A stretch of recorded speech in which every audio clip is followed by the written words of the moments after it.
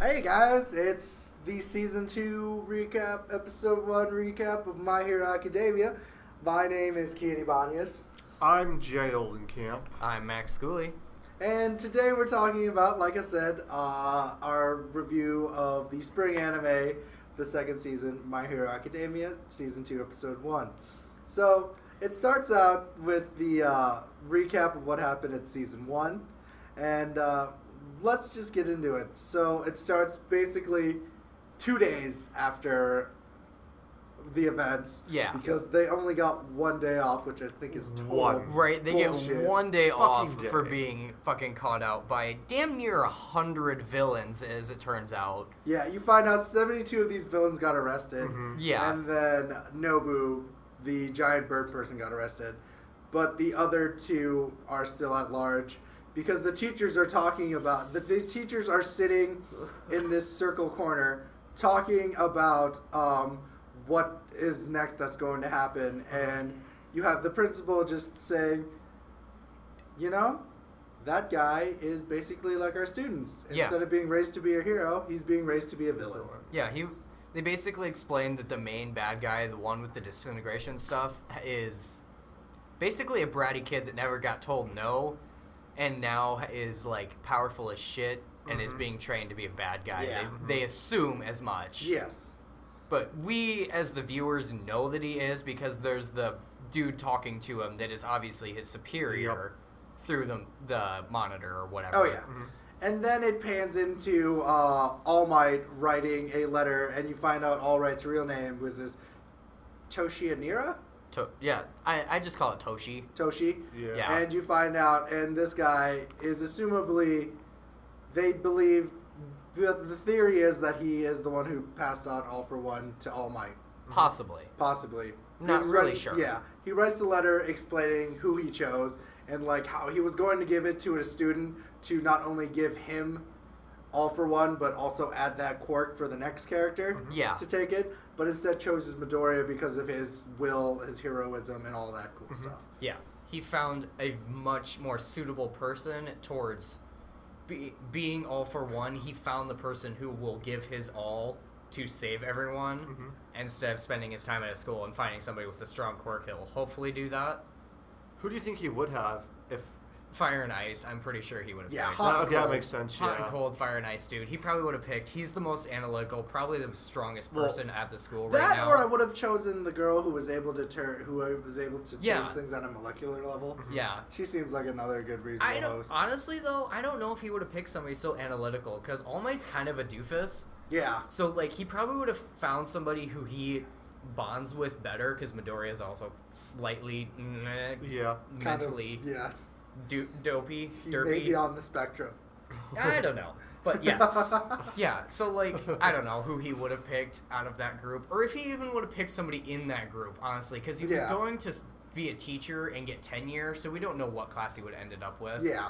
I'm assuming he put some leeway in so that he could teach Midoriya's class because, you know, All for One. all for one, he needs to actually teach his dude. Oh, yeah. Yeah. So, which then pans into them talking about their celebrity status, which brings up one of the funniest things ever. So the invisible girl is like, no one saw who I was. Bro, you're just wearing gloves. She's Gloves, like, yeah. you're just wearing gloves, and she's like, that's not the point, and you're just kind of like, but I kind of. It's is. kind of hard to notice you Yeah. when you're just floating gloves. Yeah, it's just like, now you're wearing a uniform, and I'm just like, and plus your power is just basically naked. Yeah, your power only functions the more naked you are. Yeah, it's weird.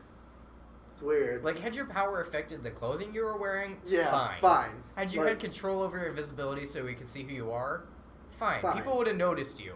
But no, yeah. But no, it also makes her more of a person, though. Like, maybe eventually down the line she'll get control over it. Yeah. Who knows? But, Yeah. like, it makes her more of a person that she has this real problem where, like, her quirk is only useful if she's naked. Yeah. Which is Yep. positive and negative. Because Yeah. then she's limited to the areas she can fight in. And physical contact It's weird. while fighting be weird as shit. Yeah. I Like, think that's it- how she'd win. Yeah, probably. Yeah. Somebody Yeah. probably end up hitting her and being like, "Oh fuck." Yeah, yeah. And then it goes into like all these other guys talking about how awesome they are, and goes to Naval Laser Kid. Yeah, basically this big prep. Okay, not preppy. He's useless. I wouldn't say he's useless. If he gets control over his power, his naval cannon is actually decently powerful. He's very showboaty. He is incredibly showboaty. Like, Yeah. he reminds me of somebody who came from a very uppity family. Yeah. And has had a golden spoon in Yeah. his hand. Not even a silver spoon. Born with a golden spoon and, like, has basically had anything he's wanted. Mm-hmm. Comes from very much money. Yeah. And so then it pans to Aizawa, who was beaten the shit out of by Nobu, coming in, and everyone's just surprised that he's up. Yeah, and he's it's like, been 2 days. And he's and just this all in dude's just, like, bandages. basically in a human cast. Yeah, he's ninja'd out, and he's just like, all right, we Time gotta to talk pass. about the sports festival. And everyone's like, sports festival? What's this? So the sports festival is equivalent to like when colleges go to high schools to sport out different Yeah. like, you know, this guy's good at basketball. Maybe he'll play basketball for Duke. And that's Yeah. what it is. But agencies go out instead and be like, this guy can make a good sidekick after high Yeah, school. we'll recruit this person, he'll be sidekick, and then, like, You could either become a hero or you just stay a permanent sidekick. yeah. That's something to talk about, that, like, some people get recruited, but then they stagnate out, and all they Yeah. are is sidekicks. Yeah. Which is weird because, like, they didn't bring up sidekicks in season 1 whatsoever. No, they kind of didn't. just implied that there was all just heroes. Uh-huh. Which, it's more understanding that there'd be sidekicks. It's reasonable to believe Yeah. that people go out in pairs, Yeah. instead of Yeah. sending out, like, it doesn't matter how busted you are, if you're one person, easy as fuck to get caught out. Yeah. But if you have your sidekick with you, much better. Yeah. So it's yeah. probably should have just been implied, but it Yeah. was never talked about until now. Yeah. Which weirdly gets Ukachaka all prepped, excited. Yeah. And they're like, yeah, I'm going to do my best. Everyone do their best. And then you find out the reason why she wants to do her best. And at first you're just like, her reason is she wants to make money. And everyone, even me and even Midoriya, was like, oh, come on, really? Really? Then did she explain? You're super Then she selfish. explains Well, it goes it. to a flashback of her being a child and she wanted to help her dad. Yeah, Yeah. her dad Construction owns- business. Her dad has a construction business, and Midoriya and Ida were both like, "Yeah, you could use your thing and get licensed." And she's like, "My dad doesn't want me to do that." And you're like, "What, Dad? Why not?" And then Dad. you go to the flashback, and then you see her like, "I want to help you," and her dad's like, "I want you to do the best you can do." Yeah, And I then want make you to your have own money. your dream Dream. instead of. I think from the fatherly point of view is he doesn't want his kid to be stuck in his Yeah. job. Yeah. He wants his kid to be everything. Yeah, But from her point of view, that is her dream, is to help her family. and it's just like, oh my gosh. You're like, oh, the feels. Oh Yeah. man, feels All the again. feels. More feels. Which then brings up, All Might just randomly shows up. And Yeah, he's he like, just walks out of the "Hey." hallway. It's He's like, you want to eat lunch? And Midoriya's like, yeah, sure. Everyone's like, what the fuck? Yeah. Everyone's like, yeah, sure. But before that, what happens again is that you have Ida and Okachaka talking about like, well, I wonder why Midoriya is being with All Might, and they're like, it's because they have similar powers, and he's basically going to be All Might's prodigy. So everyone's starting to realize that like All Might is training Deku to become Midoriya's prodigy, Yeah. All Might's prodigy. Oh my, just probably. Which then pans into the ending of the episode, which is having them talk a lot about what happened and if Midoriya can still control his power. And Midoriya brings up the only time he's able to control it was because he didn't want to take a life because he thought about what 13 says. So which then brings All Might being like, well, okay, that's understandable. We're going to teach you a lot more how this is going to work, and you're going to be the best hero ever. And then it pans into he basically says that he wants the sports festival to be the showing that Midoriya is going to be the best hero ever. He's Yeah. going to take over All Might's place. Then pans to the credits. And then the post-credit scene is apparently it looks like it automatically just jumps into the game. Yeah, it looks So, like yeah. it jumps in pretty quickly. Yeah. And so that's it. And like, I guess for me, like,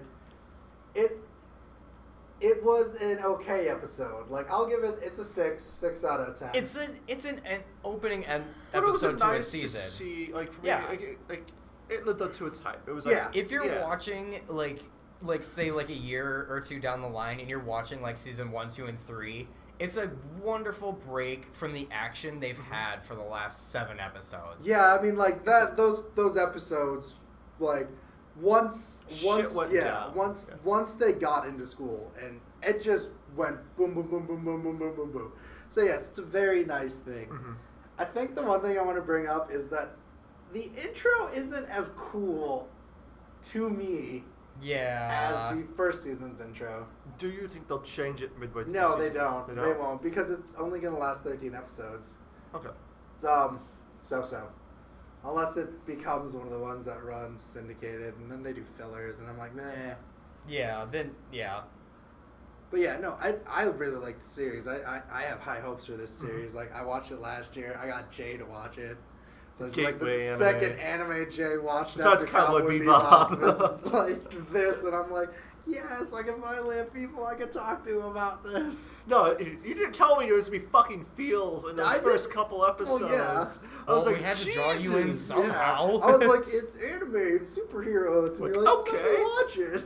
All right, so that was a recap of episode 2. These are going to be posted. These are going to try to be posted every Monday afterwards, but these ones, unfortunately, got posted the Friday before the second episode because I'm still trying to edit things out and everything, but hopefully I'll have a full schedule, a better schedule going on. Mm-hmm. So, thank you. I'm Kien Talk. I'm Jay Oldenkamp. I'm Max Schooley. Good night or day.